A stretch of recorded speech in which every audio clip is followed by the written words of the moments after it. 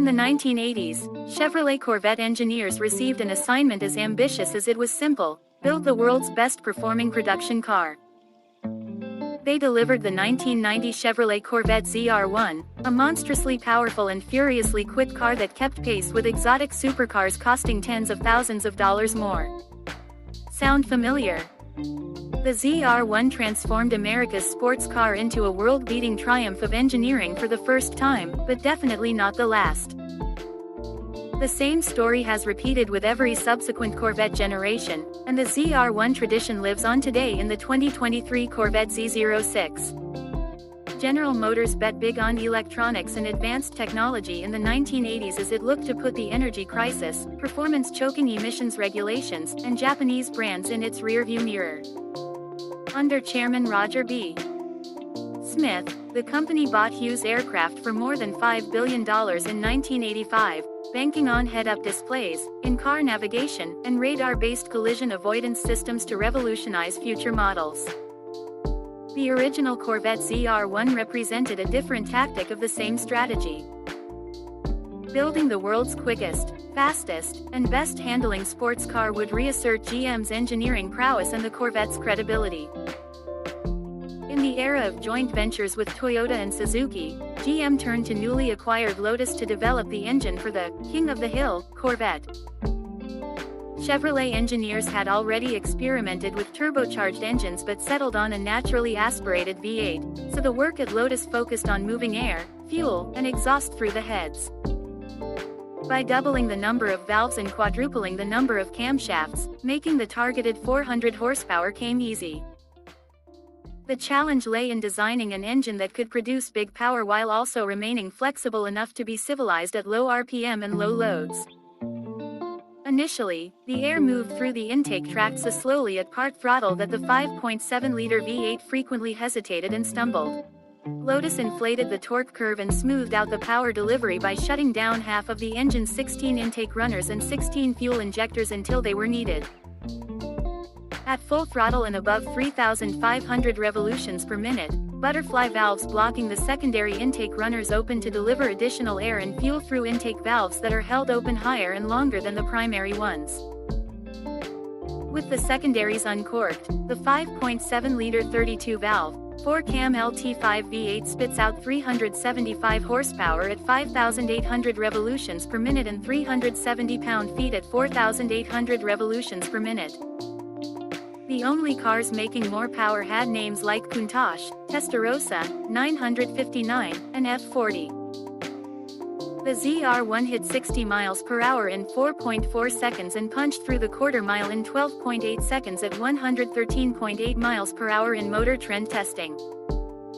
It stopped from 60 miles per hour in 109 feet and cornered steadily at 0.90 grams in that evaluation. Subsequent ZR-1s would achieve as high as 0.99 grams skid pad grip. Those figures were so wild at the time that they still hold up today. 33 years on, the ZR-1 accelerates, brakes, and corners as hard as a 2023 Nissan Z. The engine's character holds up, too. The LT5 makes more than 300 pound-feet of torque between 1,000 and 5,000 revolutions per minute, and anywhere from idle to 7,000 revolutions per minute it responds instantly to throttle inputs with an even, linear pull that's missing from modern turbocharged performance cars. You could put this engine in a new car today and have everything you want, save for the fuel economy we take for granted. Chevy at the time managed to meet emissions standards and steer clear of the gas guzzler tax with some sly features. Accessing all of the power required inserting a valet key into the base of the center stack and turning it to full, which lit a full engine power telltale on the dashboard. Without it, you were locked out of the secondary intake runners and limited to the normal mode's roughly 210 horsepower. In either mode, GM's skip-shift feature would interrupt leisurely cruising by forcing the driver from first gear directly into fourth at speeds as slow as an engine lugging 12 miles per hour. The ZR-1 was, of course, more than its engine. It was a technological tour de force, a fact we recognized with a David Kimball cutaway illustration of the car on our October 1988 cover.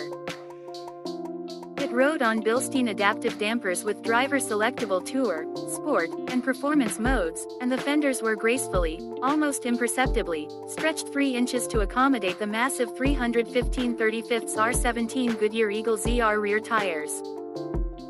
In its best skid pad test, the ZR-1 put up an awesome 0.98 grams, prompting us to write, "The car grips like a pit bull on a mailman."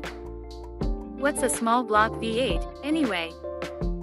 While the LT5 had the 4.4-inch bore spacing necessary to be called a Chevy small block, it was an entirely different engine than the L98 that powered early C4 Corvette coupes and convertibles.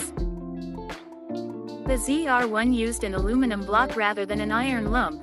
Both engines' displacement rounded to 5.7 liters, but the LT5 had a smaller bore, longer stroke, and higher compression ratio of 11.3:1, up from 9.5:1. It's a similar story with the LT6 engine in today's Z06. Compared to the 495 HP 6.2-liter LT2 V8 that powers the modern Corvette Stingray, the Z06's 670 HP 5.5-liter LT6 V8 is so different it might as well be a nuclear reactor.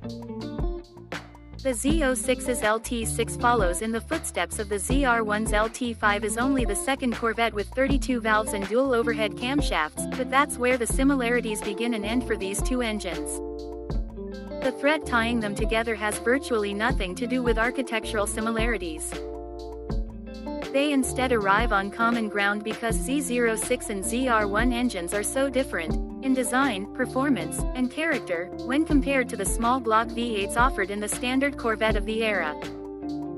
In the Z06, a flat plane crankshaft unlocks an 8,600 RPM redline that ostensibly turns Chevy's sports car into a race car. Thumb the push-button ignition, and the Z06 rips to life, revving the engine with a contagious sense of urgency. This engine spins so quickly and sounds so righteous that it begs to be driven at full throttle whenever you're not braking or turning. Along with a pile of go-fast chassis tech, the LT6 makes the Corvette more track-focused than ever. The Z06 slings rocks at the Porsche 911 GT3, the McLaren 765 LT, and the Ferrari F8 Pista, and it lands at least as many as it misses. The performance is epic, too. In the Z06 lays down a 2.6-second 0 to 60 time and shoots through the quarter mile in 10.6 seconds at 131.6 miles per hour. It hauls itself to a stop in as little as 95 feet and circles the skid pad with as much as 1.16 Gs of grip. Like the ZR-1 before it, the Z06 hits just as hard as many exotics you could reasonably compare against it, all at a fraction of the price. The perennial underdog. About the only thing the 1990 Corvette ZR-1 couldn't outrun when it was new was GM's penchant for shoddy interiors. All Corvettes got a new driver-oriented dash for 1990 that was a significant upgrade over the prior year's shapeless, dated design. A switch from an all-digital instrument cluster to a digital speedometer flanked by analog gauges modernized the cabin, but the cheap materials and lousy panel fits hardly improved.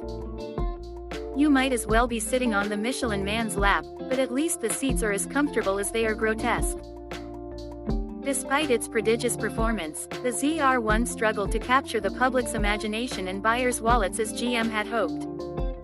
The interior was certainly part of the problem. For $139,000 in today's dollars. We justified the price in an April 1990 feature on the Corvette lineup, writing, "This one isn't likely to depreciate much in our lifetimes." Boy, were we wrong. The ZR-1 never became a cultural icon, and outside of the Corvette faithful, collectors continue to largely ignore it. Still widely underappreciated, the best ZR-1s sell for the same amount today as they did new. Factor in inflation, and the price has dropped nearly 60% since they left the factory. In struggling to earn the recognition it deserved, the ZR-1 cemented another aspect of the Corvette's identity that persists to this day. No matter how capable or magnificent to drive they are, Corvettes always fight to receive the same reverence as Porsches and Ferraris. That was true for the ZR-1, and it's true for the Z06. No matter how many times the giants are undercut and outperformed, or at least matched, the Corvette must prove itself with every new version. To give it a fighting chance, GM finally outfitted the 8th generation Corvette with an appropriately upscale interior. The 3LZ trim's leather-wrapped cabin showcases quality you can see and feel. There's none of the ZR-1's flagrant cheapness to be found, though if you squint, the ramp of buttons rising from the center console to the top of the dash imitates the driver-centric design from the 1990 model. With the engine off, you'd be forgiven for mistaking this Z06 for a luxurious grand tourer rather than a purist's track toy. This one car shows the breadth of what a Corvette can be. You'll soon see the idea of a Corvette with multiple personalities teased even further. Taking a page from Porsche's playbook, Chevy is expanding the model line to cover a broader range of price, performance, and purpose so its most iconic model can be more things to more people. Today, a Z06 is the top dog. In the future, it'll be just one variant in a full quiver of specialty models. In some ways, the fact the Corvette Z06 isn't the ultimate 8th generation Corvette makes it an imperfect analog to the ZR-1. Later this year, the Corvette will roll into the electrified future with the 655 HP, all-wheel drive E-Ray hybrid. That car's basic formula, a motor up front and a gas engine in the rear, will push the Corvette toward 4-digit horsepower with a model likely named Zora or ZR-1. Whatever comes next and whatever it's called, you can bet that the people behind it are developing the car with the ZR-1's legacy in mind. The car photographed for this story is owned by Josh Holder, Corvette chief engineer.